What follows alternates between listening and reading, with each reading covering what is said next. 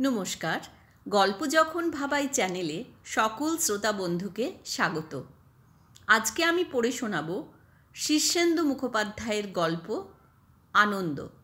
গল্প পাঠে আমি ইন্দু। গল্পটা ভালো লাগলে লাইক, শেয়ার, সাবস্ক্রাইব করে পাশে থাকার অনুরোধ থাকল। তাহলে শুরু করি আজকের গল্প আনন্দ। বসন্ত রায় ছিলেন সাদামাঠা গেরস্ত মানুষ। বড় কোম্পানির অ্যাকাউন্টস ডিপার্টমেন্টের সিনিয়র কেরানি, মাইনে ১৫০০-এর মতো। তার উপর ওভারটাইম, বোনাস, ভালোই ছিলেন বলা যায়। চাকরি অন্তঃপ্রাণ। কখনো কখনো মাসে ২-১ বার একটু আধটু হুইস্কি খেতে যেতেন বারে। অবসর সময়ে রেডিও বা রেকর্ড প্লেয়ারে একটু আধুনিক বা রবীন্দ্রসঙ্গীত শুনতে ভালোবাসতেন। খবরের কাগজ পড়াটা ছিল নেশার মতো। নিজের হাতে বাজার করতে ভালোবাসতেন। ছেলে মেয়েদের খুব যত্ন নিয়ে পড়াতে বসতেন। মাঝে মধ্যে হিসেব করতে বসতেন যে আরও ১৫ বছর চাকরির পর তিনি প্রভিডেন্ট ফান্ড, গ্র্যাচুইটি নিয়ে কত পাবেন, কিংবা দুটো জীবন বিমার পলিসি থেকেই বা কত আসবে। হিসাবে তার মাথা পাকা। হিসাব করে টাকার যে অঙ্কটা পেতেন সেটা খুবই ভালো। বাকি জীবনটা চিন্তার কোনো কারণ নেই। তার স্ত্রীও খুব হিসেবি এবং সংসারের পাকা গৃহিণী।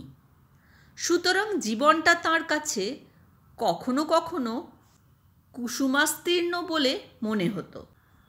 নিজের অবস্থায় কেউ সুখী নয়, এই আপ্তবাক্যটা তাঁর কাছে বাড়াবাড়ি বলে মনে হতো। সুখী নয় কেন? এই তো তিনি বেশ সুখী। বড় কেরানি থেকে অফিসার হওয়ার কোনো বাসনাই তার ছিল না। কারণ বড় প্রাইভেট কোম্পানিগুলোর অফিসাররাই হচ্ছে বলির পাঁঠা। তাদের বড় কর্তারা হুড়ো দেয়, কেরানিরা মানে না। এই সব প্রতিষ্ঠানে সবচেয়ে সুখী চাকরি বড় কেরানির আর ডাইরেক্টরদের। কাজেই অফিসের প্রমোশনের বাঞ্ছা বসন্ত রায়ের নেই। সেদিক দিয়ে তিনি সুখী। ছোটোখাটো কিছু চাহিদা, সামান্য কিছু অভাববোধ যে ছিল না তা নয়। তবু তেমন কোনো তীক্ষ্ণ যন্ত্রণা বা তীব্র সমস্যা ছিল না। তিনি সুখীই ছিলেন তুলনামূলকভাবে। সপ্তাহে 2টো ছুটির দিন, শনি আর রবি। এই দুদিন নানাভাবে কাজে লাগে। বিশেষ ঋতুতে মাঝে মাঝে ছেলে মেয়েদের নিয়ে প্রকৃতি দেখাতে ডায়মন্ড হারবার, ক্যানিং বা ব্যান্ডেলে চলে যান। কলকাতার পাষাণপুরীতে ছেলেমেয়েরা প্রকৃতির অভাবে না দরকচা মেরে যায়, সেই ভয়। এই রকমই একদিন প্রকৃতি দেখতে গিয়েছিলেন ঢেলকো গাঁয়ে, গড়িয়া রেল স্টেশন থেকে কিছু পূব দিকে। ছেলেবেলার বন্ধু অম্বুনাথ সেখানে বাড়ি করেছে। বাড়ি বলতে অবশ্য কিছুই না। অম্বুনাথ দাপোতা প্রাইমারি স্কুলের হেডমাস্টার। বাঁশের বেড়া, মাটি, কিছু ইট গেথে জগাখিচুড়ি রকমের গোটা 2 ঘর তুলেছে। উপরে টিন, একটু উঠোন আছে। উঠোনের পাশে একটু বাগান মতো। অম্বুনাথ এবং তার পরিবারের সকলেরই চেহারায় একটু গেঁয়ো ভাব। উঠোনে 2 বন্ধু মোড়া পেতে বসে গল্প করছিলেন। মাথার উপর একটা নারকেল দড়ির জাল চালির মতো ঝুলছে, তাতে লাউডগা লতিয়ে গেছে। ফাঁক ফোকর দিয়ে আলো চিকরি হানছে। ভারী সুন্দর পরিবেশ। ছেলেমেয়েরা অম্বুনাথের বাচ্চাদের সঙ্গে মিশে খেলা টেলা করছে।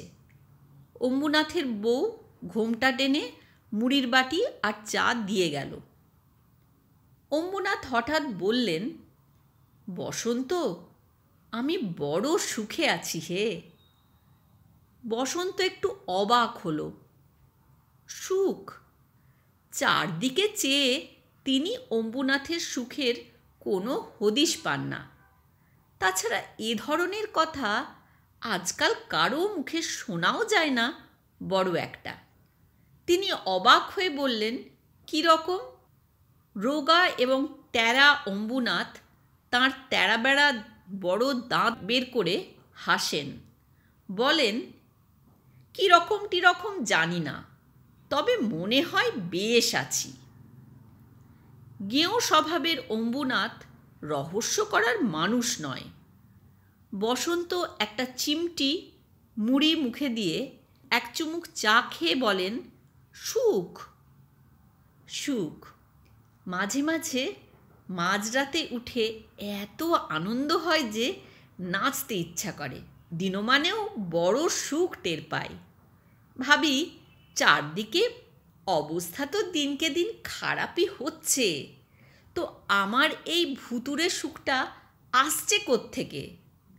বসন্ত চিন্তান্বিত মুখে বলেন, লটারি টটারি পেয়েছ নাকি? দূর, ওসব নয়, এর মধ্যে পারত্রিকতা নেই, এটা অন্য জায়গা থেকে আসে। কোত্থেকে? সেটাই তো ভাবি। স্কুলটা চলছে না, সরকারি টাকা আটকে আছে বহুকাল, চালের দর উঠি উঠি করছে, নগদ পয়সা নেই যে আকালের জন্য কিছু ধরে রাখব। চারদিকে কেমন দুর্ভিক্ষ দুর্ভিক্ষ গন্ধ ছাড়ছে।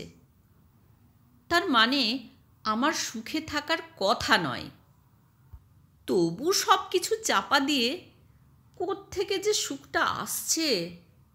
মাঝে মাঝে মনে হয় ভূতে পেল নাকি। আরও খোলসা করে বলো, সুখ যখন হচ্ছে তখন কারণও একটা আছেই। তা আছে বোধ হয়। তা সে তোমার গাড়ি বাড়ি টাকা পয়সার সুখ নয়, অন্য রকম। নইলে আমার সুখের কি আছে বলো? তবু আনন্দটা আসে ঠিক ঝড় বাতাস বা বাদলার মতো, আমার ভিত শুদ্ধ নাড়িয়ে দেয়। আমার আর কিছু চাওয়ার থাকে না। বটে, বুঝলে বসন্ত, আজকাল ঘরে থাকতে ইচ্ছে হয় না। অবসর পেলেই মাঠে ঘাটে চলে যায়, গাঁগঞ্জে ঘুরি, মানুষের শব্দ পেলেই বসে যায় আলাপ সালাপ করতে। চারদিকে পৃথিবীটা যেন বেশ বড় হয়ে যাচ্ছে। মানুষজন যেন বা সব আত্মীয়ের মতো হয়ে উঠেছে। কাউকে শত্রু বলে পর বলে মনে হয় না।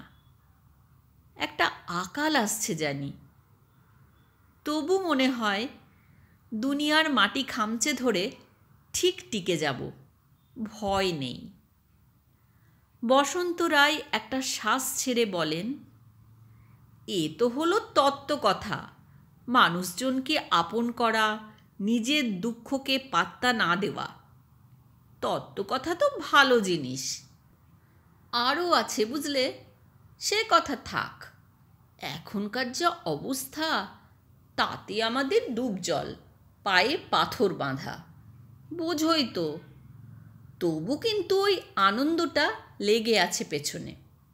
তাই বলি, এ লক্ষণ হয়তো ভালো, আবার ভালো নয়। পাগল টাগল হয়ে যাব নাকি?